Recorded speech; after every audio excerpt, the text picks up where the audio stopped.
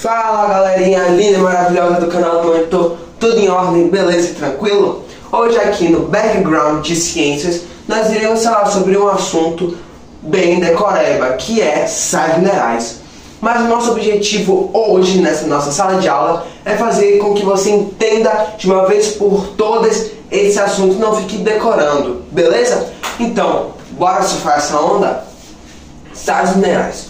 Primeiramente, assim, sais minerais são nutrientes que nós, seres humanos, necessitamos de uma pequeníssima escala, se a gente comparar com carboidratos, proteínas, lipídios, é uma quantidade bem pequena. Eles compõem uma média de 3 a 5% do nosso corpo e eles têm funções extremamente metabólicas, ok? Então eles vão trabalhar como reguladores no nosso corpo.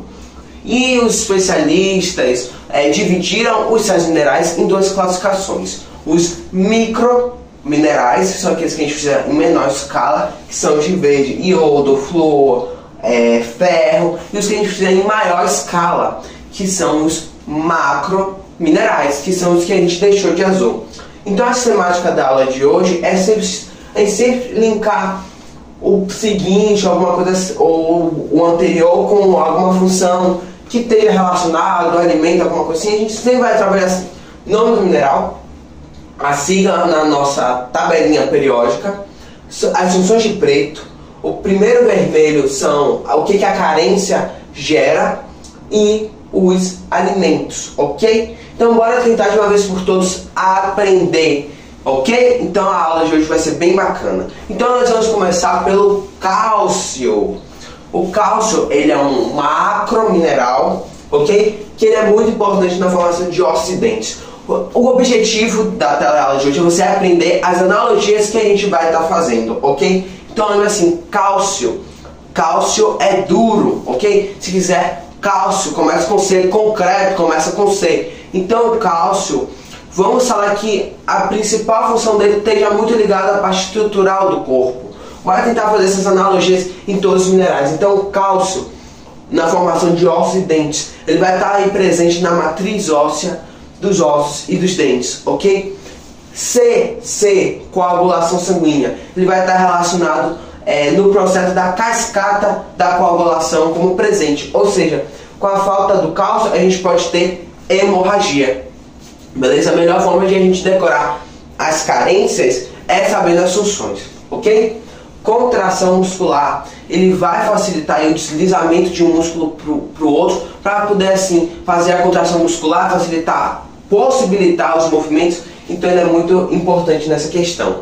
A gente já falou que a carência dele pode gerar hemorragia, ok? Mas além disso nós temos a questão do raquitismo e da osteoporose.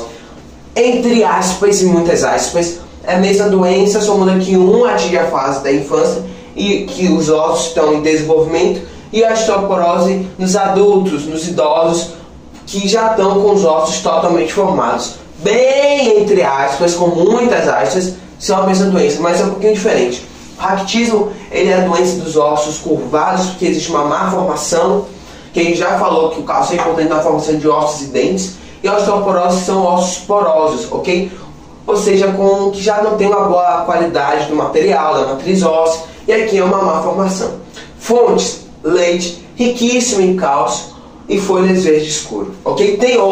Tem milhares de outros exemplos. O ovo está praticamente em todos, tem vários que tem carne, mas eu só citei dois. Leite é um exemplo mega bacana para se decorar. Para se decorar não, se aprender, porque aqui no canal do Monitor a gente não decora nada, a gente aprende desde o início até o final. Fósforo, que ele é representado no nosso tabloide periódico como P. Ele é também chamado, melhor ainda, ele não é chamado, ele é bastante encontrado no nosso corpo como íon fosfato, ok? Ou seja, o fósforo é muito encontrado no nosso corpo na forma de fosfato, que tem uma fórmula química um pouquinho diferente, ok? Ele está muito importante na formação dos ossos. Olha a dobradinha fósforo e cálcio. Bora se ligar nas dobradinhas, ok? Ácidos nucleicos, ele é muito importante porque os ácidos nucleicos são formados, uma parte dele, pelo fosfato, ok? nós temos aí na formação da ATP, olha aqui o bonitinho, na ATP ele está presente na molécula da ATP, que está muito ligado à energia, e a falta do fósforo vai gerar fraturas, lembra, fratura em relação a ossos, e atrofia muscular, sem dizer que está ligado também à fadiga por causa da ATP, etc. Está muito presente em leites e carnes. Joinha, tranquilo. Então vamos para o cloro. O cloro ou Cl, ele está muito, imagina só, cloro, a gente usa cloro aonde? Na piscina, beleza. Então um exemplo do cloro é piscina. Bora retomar? Cálcio, concreto, ok? Função estrutural, tem a questão da coagulação e da contração muscular, CC. C, C e C, beleza? Fósforo, é só lembrar, ácidos nucleicos e ATP, beleza? ATP, o finalzinho, PP, fósforo. Ácidos nucleicos tem ali, na sua formação, eles vão ter aí o fósforo, o fosfato, beleza? Cloro, piscina.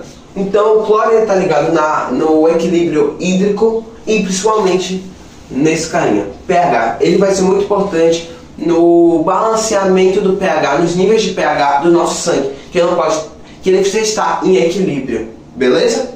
Depois nós temos o ácido clorídrico, que é o HCl, muito importante no nosso estômago e na digestão. Por quê?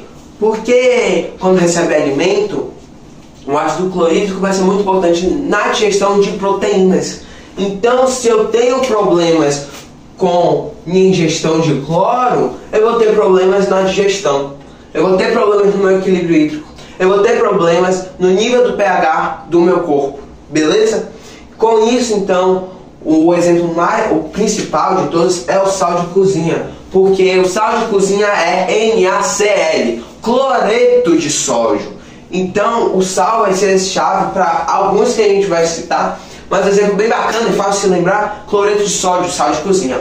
Tranquilo? Então nós já falamos de... Eu sei que eu estou repetindo para a gente aprender. Já falou do cálcio como concreto, o fósforo aí no ácido nucleico e no ATP, ou seja, ele sempre está na formação de alguma molécula e etc. O cloro, sempre ligado à piscina. E agora nós iremos falar sobre o sódio, que é o Na.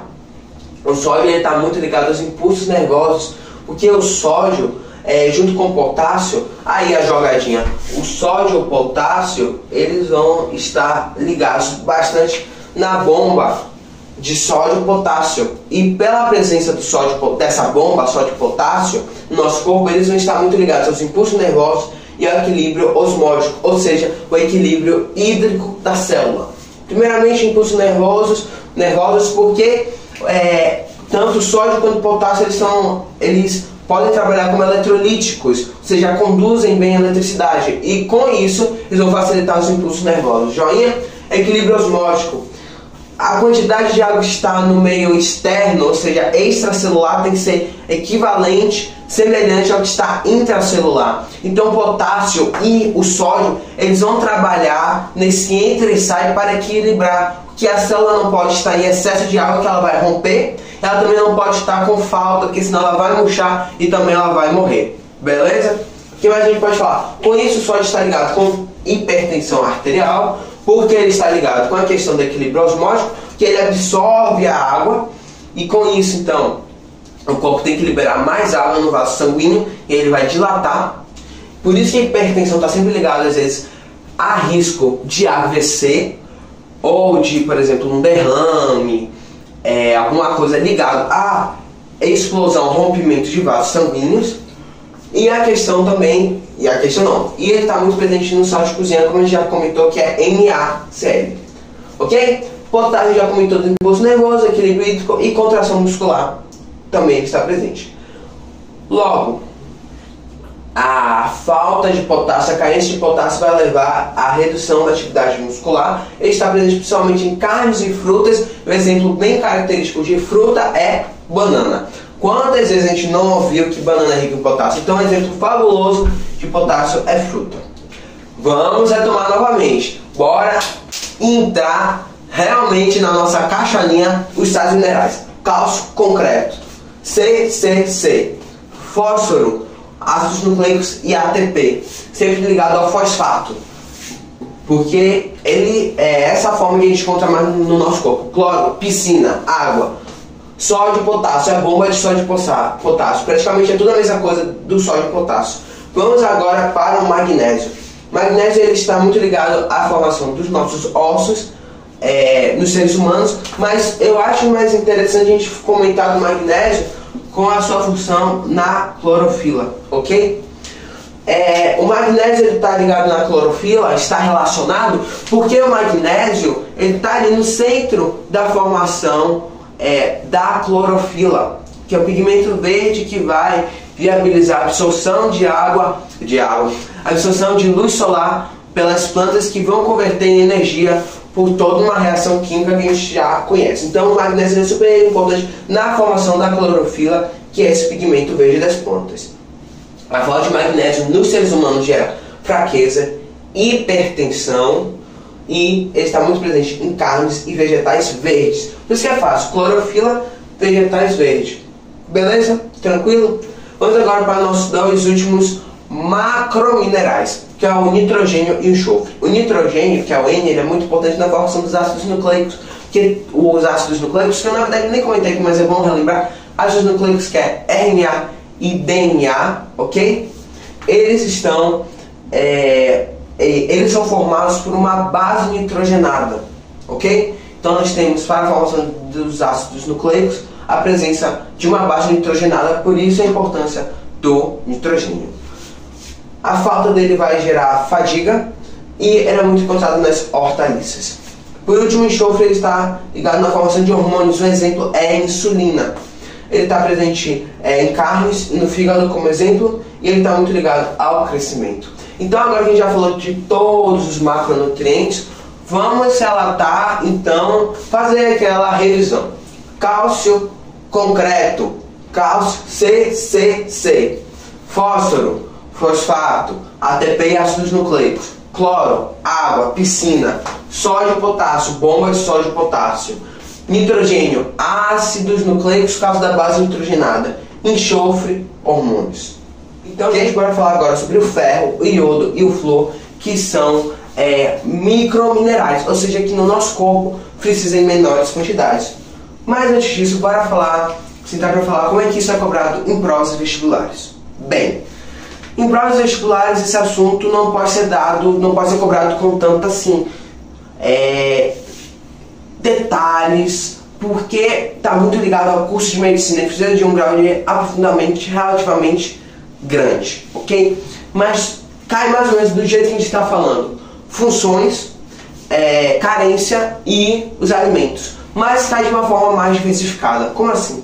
Costuma cair a carência na prova para a gente saber, ou no vestibular, para a gente saber qual é o alimento ou qual é o mineral responsável, ou tem tal doença, qual é que é melhor para combater, ok? E isso cai bastante com ferro, cálcio, o cloro, bomba de sódio e potássio, iodo. Então esses aqui são minerais que caem bastante em prova. Então, bora entender a importância do ferro, que cai demais em provas e vestibulares.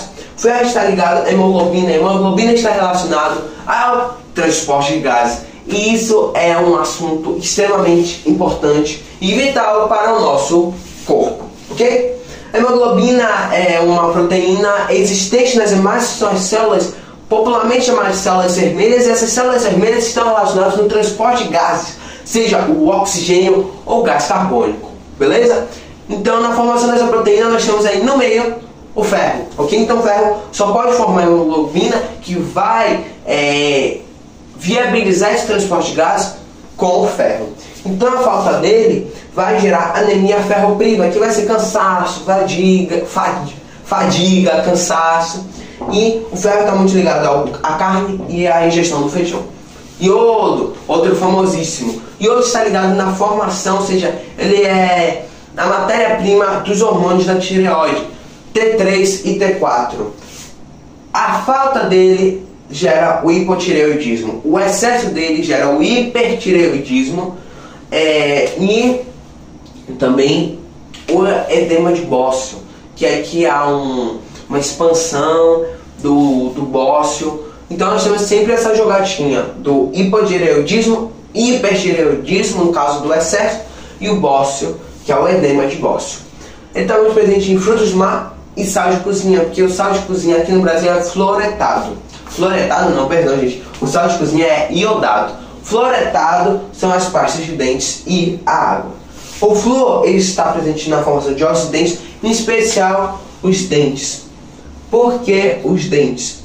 Porque ele vai ser vital na formação do esmalte do dente e o excesso dele gera a fluorose, que é o esmalte do dente, ele assim, tem um crescimento a mais do que é o necessário e o saudável, e aí os dentes ficam amarelados, tem uma série de problemas dentários, então ele está ligado à fluorose. Por isso que as crianças normalmente têm parte de dente que não tem flúor, ou que tem quantidade de flúor muito baixa.